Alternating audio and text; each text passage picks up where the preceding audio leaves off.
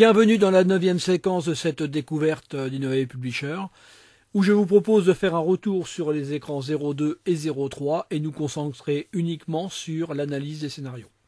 Je vais donc ouvrir le scénario de l'écran 02. Ce scénario utilise plusieurs scènes, donc un découpage du scénario en plusieurs scènes ou étapes, les scènes étant directement accessibles ici par la liste déroulante. Donc je vais me placer sur la scène que j'ai appelée scène de début. Dès le début du scénario, je désactive le bouton avance afin que mon apprenant ne s'échappe pas de l'écran tant qu'il n'a pas fini. Je le réactiverai bien sûr en fin de scénario d'écran. Et puis j'affiche le titre. Comme je n'ai plus rien dans cette scène, eh bien ça passe automatiquement à la scène suivante. Rappelez-vous que vous pouvez mettre du commentaire dans vos scénarios et je vous conseille de le faire si vous êtes débutant sur Innovative Publisher. Je l'ai fait pour vous sur ce module de démonstration. Donc toute ligne commençant par 2/ est un commentaire, donc vous voyez ici, / haut-parleur plus consigne 1, donc / pause de 0,5 secondes, c'est l'objet système délai attente 0,5, affichage du picto HP, donc affichage avec un effet, ensuite activation puisque je vais attendre un clic, j'affiche la consigne qui va indiquer à l'apprenant de cliquer sur le petit haut-parleur. Ensuite, j'interromps le scénario tel qu'on l'a vu dans la séquence précédente et le scénario sera repris sur la ligne suivante dès que le clic aura été fait dans l'objet haut-parleur puisque celui-ci contient un retour scénario dans son onglet Analyse. Dès que je reviens donc, c'est bien mon retour au scénario. J'arrête le clignotement, j'efface le picto haut-parleur et je passe à la scène suivante. Donc dans la scène suivante, j'affiche l'interaction on-off, nous l'avons vu aussi dans la séquence précédente. J'affiche un texte qui va m'indiquer que l'on peut afficher un sous-titrage. Je lance le son 1 sans attendre. Le scénario continue à se dérouler. J'ai une pause de 0,5 secondes. Et puis ensuite, eh bien, j'affiche les différentes images, les unes après les autres. Image des girolles, image 2, image 3, image 4, etc. Avec un effet et un délai à chaque fois. À la fin de cette séquence d'affichage, eh bien, je n'ai plus rien dans ma séquence 2, je vais passer dans ma scène 3. Donc j'efface la famille. Rappelez-vous que j'ai groupé toutes ces images de champignons dans une famille champignons qui contient donc l'image 1, 2, 3, 4 et 5. Et j'affiche directement ici champignons effacer famille. Voilà, de manière à effacer toutes les images d'un seul coup. Je remets une petite temporisation de 0,5 secondes et je règle la transparence sur l'image 6. Image 6 qui n'a pas été effacée puisqu'elle ne fait pas partie, elle, de la famille champignon. Ensuite, j'affiche par-dessus les images 7, 8, 9, 10, 11 et 12 qui comportent un scénario, on le verra un petit peu plus tard. Le picto jumelle, un texte de découverte, puis ma mascotte. J'efface l'interaction son on-off et j'efface le texte 1 qui lui a été associé. N'ayant plus de ligne, je passe automatiquement à la scène suivante, c'est-à-dire à la scène 4. Alors la scène 4, elle commence par 1,5 seconde d'attente, puis j'efface l'image 6, puis je déplace les différentes images que je vais aligner donc sur une ligne horizontale. J'efface la mascotte, et je raffiche une nouvelle mascotte 2 avec une position particulière donc de cette mascotte. Ensuite je passe à la scène 5 dans lequel j'efface le picto jumelle, j'efface le texte de découverte et j'active les images. Ces images contenant du scénario, il est important de les activer pour pouvoir cliquer dessus et déclencher les scénarios qui sont présents dans leur onglet Analyse. J'ai donc la consigne 2 qui s'affichera aussi avec le petit picto vidéo pour lancer en fin de scénario la vidéo à la demande de l'apprenant. On va regarder d'un petit peu plus près la gestion des familles. Je vous avais dit que les familles étaient importantes, donc on a vu déjà que la famille champignon permet en une seule ligne d'effacer 5 images.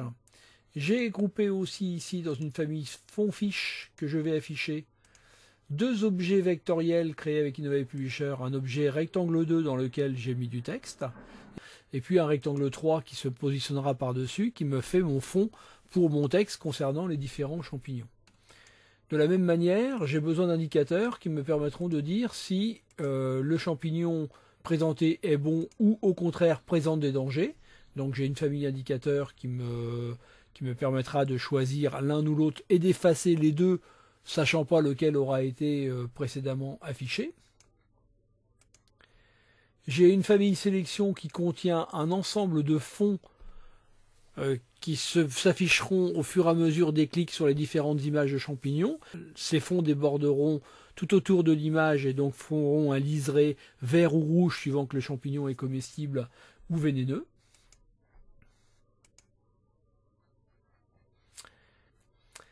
Une famille texte champignon qui, elle, contient les différents textes qui seront affichés au fur et à mesure des clics sur les champignons respectifs. Donc texte girole, texte amanite phalloïde, texte amanite tout court, bolet, cèpe, etc. Donc, que vais-je retrouver dans une des images cliquables au niveau de son scénario? Eh bien, si je clique sur cette première image, donc girole, je vais m'apercevoir qu'en première ligne, j'efface la famille texte champignon, ne sachant pas quel texte était affiché préalablement, j'efface la famille, donc je les efface tous. J'efface les différentes sélections, c'est-à-dire les bordures vert ou rouge des différentes images cliquables, puisque je ne sais pas quelle image a été cliquée précédemment, comme ça je les efface tous. J'efface aussi la famille indicateur. J'affiche la famille fond fiche avec le fond vert et le cadre blanc.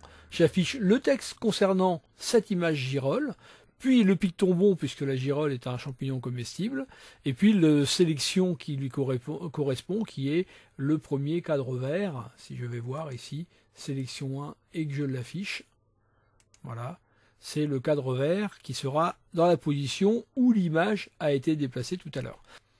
Voilà, c'est le même scénario que je retrouverai dans les 6 images avec bien évidemment les bons textes affichés, les bons pictos et le bon rectangle de sélection en fonction de l'image cliquée. Je vais revenir sur la partie scénario pour vous parler de ces différents boutons que nous n'avons pas vus encore. Imaginons que vous vouliez savoir quel est l'état de l'écran sur la scène 3 après les affichages des images 7 à 12, eh bien vous vous placez ici et vous cliquez directement sur cette icône Aléa. Innovative Publisher vous positionne directement l'écran tel qu'il sera visible à cet emplacement du scénario. Donc je peux refaire pareil sur la scène 5 par exemple, en me positionnant ici. Voilà. Sauf que mes images n'ont pas été déplacées puisque Innovative Publisher ici en simulation ne peut gérer que les affichages et effacements. De la même manière, je pourrais me repositionner en tout début de scénario et demander la lecture du scénario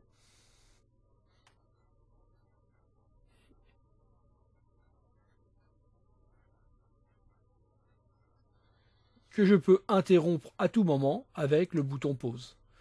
Donc ceci vous permet de voir la cinématique de votre écran, de la vérifier.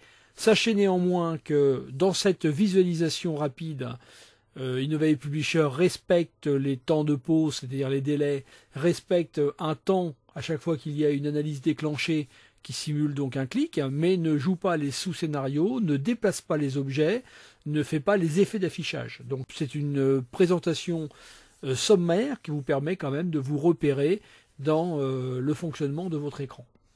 Regardons maintenant le scénario de l'écran 3 qui est beaucoup plus simple que l'écran 2. Il est aussi découpé donc en scènes, tel que nous l'avons vu tout à l'heure.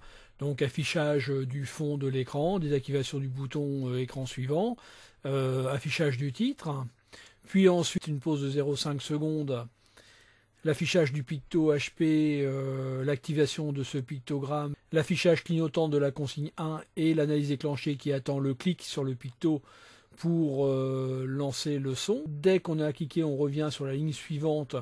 On efface le clignotement de la consigne et on efface le picto, puis on passe à la scène suivante. La scène 2 qui affiche l'interaction son on-off que l'on a déjà vu tout à l'heure pour gérer le sous-titrage. Puis on lance le son 1 sans attente, c'est-à-dire que le scénario va continuer pendant la diffusion du son. Et pendant cette diffusion du son, eh bien, on va déplacer des images. Les différentes images ici vont se déplacer et on va afficher les textes correspondants, donc floraison, nouaison, etc., en fonction des images que l'on déplace. À la fin de cette animation, on va effacer l'interaction son on-off et le texte 8 qui lui était associé. Et puis on passe à la scène 3 sur lequel on affiche la consigne 2 et le picto vidéo. Donc je vais les afficher. Consigne 2. Je vais effacer la consigne 1, voilà. Je vais effacer le picto HP et je vais afficher le picto vidéo, puisque nous ne l'avions pas vu tout à l'heure.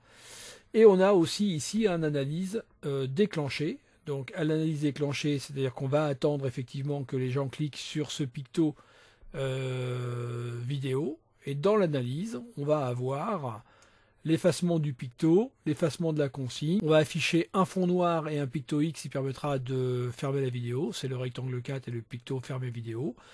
On affiche le texte vidéo aussi pour dire comment arrêter la vidéo. Et puis on affiche l'objet vidéo 1 et on lance le play de l'objet vidéo 1. Voilà, on a fini ce scénario qui est pas compliqué du tout. Donc ce que je vous propose, c'est de faire des petites modifications dans les différents scénarios et de rejouer vos écrans pour voir ce que vos modifications impliquent sur le fonctionnement de vos écrans. C'est comme ça aussi qu'on apprend le mieux à manipuler un logiciel. Je vous remercie de votre écoute et puis je vous donne rendez-vous dans la séquence suivante.